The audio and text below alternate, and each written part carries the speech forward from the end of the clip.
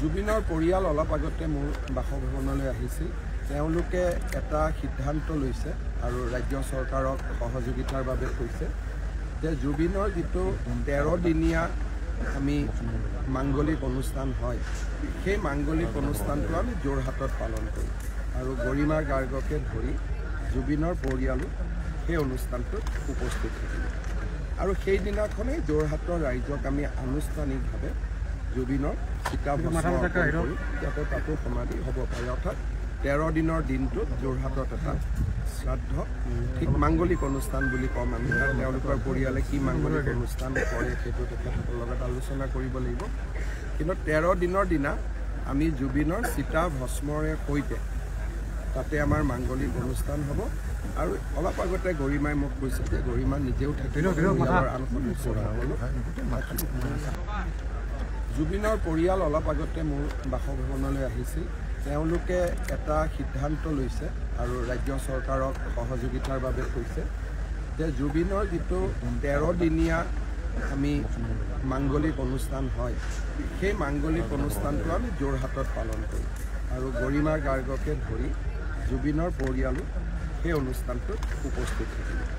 আৰু সেইদিনাখনেই যোৰহাটৰ ৰাইজক আমি আনুষ্ঠানিকভাৱে জুবিনৰ চিতা ভস্ম কৰোঁ, যাতে তাতো সমাধি হ'ব পাৰে। অৰ্থাৎ 13 দিনৰ দিনটোত যোৰহাটত এটা শ্ৰাদ্ধ ঠিক মাংগলিক অনুষ্ঠান বুলি ক'ম আমি। তেওঁলোকৰ পৰিয়ালে কি মাংগলিক অনুষ্ঠান কৰে সেইটো তেখেতসকলৰ লগত আলোচনা কৰিব লাগিব।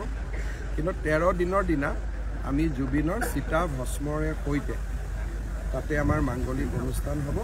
আৰু অলপ আগতে গৰিমাই মোক কৈছে যে গৰিমা নিজেও থাকিব। জুবিনৰ পৰিয়াল অলপ আগতে মোৰ বাসভৱনলৈ আহিছিল।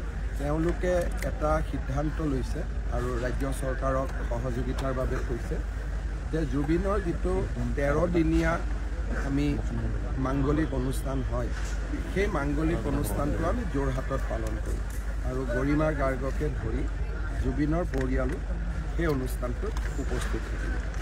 আৰু সেইদিনাখনেই যোৰহাটৰ ৰাইজক আমি আনুষ্ঠানিকভাৱে জুবিনৰ চিতা ভস্ম কৰোঁ, যাতে তাতো সমাধি হ'ব পাৰে। অৰ্থাৎ 13 দিনৰ দিনটোত যোৰহাটত এটা শ্ৰাদ্ধ ঠিক মাংগলিক অনুষ্ঠান বুলি ক'ম আমি। তেওঁলোকৰ পৰিয়ালে কি মাংগলিক অনুষ্ঠান কৰে সেইটো তেখেতসকলৰ লগত আলোচনা কৰিব লাগিব। কিন্তু 13 দিনৰ দিনা আমি জুবিনৰ চিতা ভস্মৰে সৈতে তাতে আমাৰ মাংগলিক অনুষ্ঠান হ'ব। আৰু অলপ আগতে গৰিমাই মোক কৈছে যে গৰিমা নিজেও থাকিব।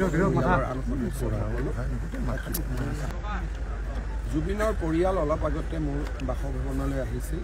তেওঁলোকে এটা সিদ্ধান্ত লৈছে আৰু ৰাজ্য চৰকাৰক সহযোগিতাৰ বাবে কৈছে যে জুবিনৰ যিটো 13 দিনীয়া আমি মাংগলিক অনুষ্ঠান হয়, সেই মাংগলিক অনুষ্ঠানটো আমি যোৰহাটত পালন কৰোঁ আৰু গৰিমা গাৰ্গকে ধৰি জুবিনৰ পৰিয়ালো সেই অনুষ্ঠানটোত উপস্থিত থাকিব।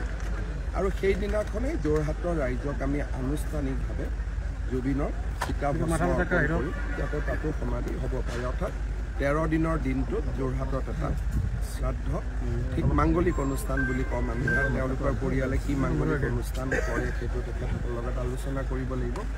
কিন্তু 13 দিনৰ দিনা আমি জুবিনৰ চিতা ভস্মৰে সৈতে তাতে আমাৰ মাংগলিক অনুষ্ঠান হ'ব।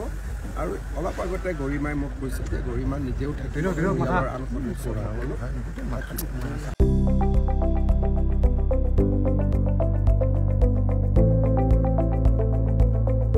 NB নিউজ, সহজ সৰল ভাষাত নৱভাৰতৰ কথা।